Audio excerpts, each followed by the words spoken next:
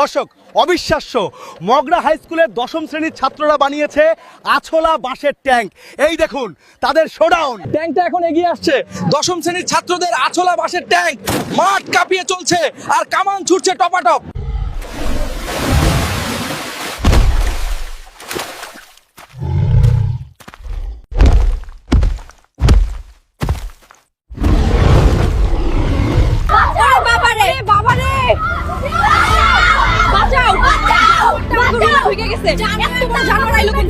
Hello, Mogra police ফাঁড়ি।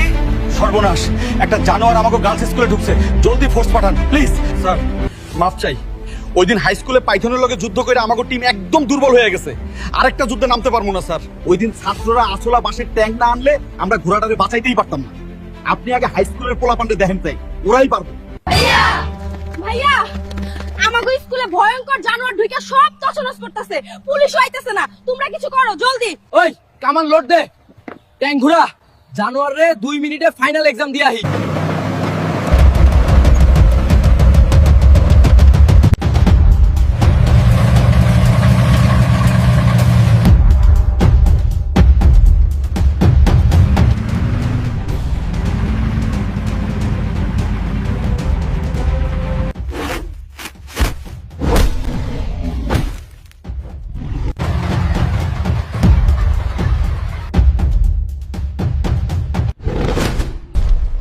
লাগছে লাগছে, দারুণ শটটা।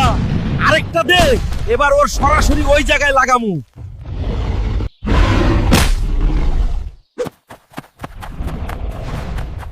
বিশ্বাসই হচ্ছে না, জানোয়ারটা তো তোমাদের এই বাঁশের ট্যাঙ্ক দেখেই জান নিয়ে দৌড় দিল। তোমাদের বাঁশ তো দেখি খুবই কাজের। আমাদের বাস আর তোমাদের সৌন্দর্য দুয়ে মিলে ওকে তাড়াইছে।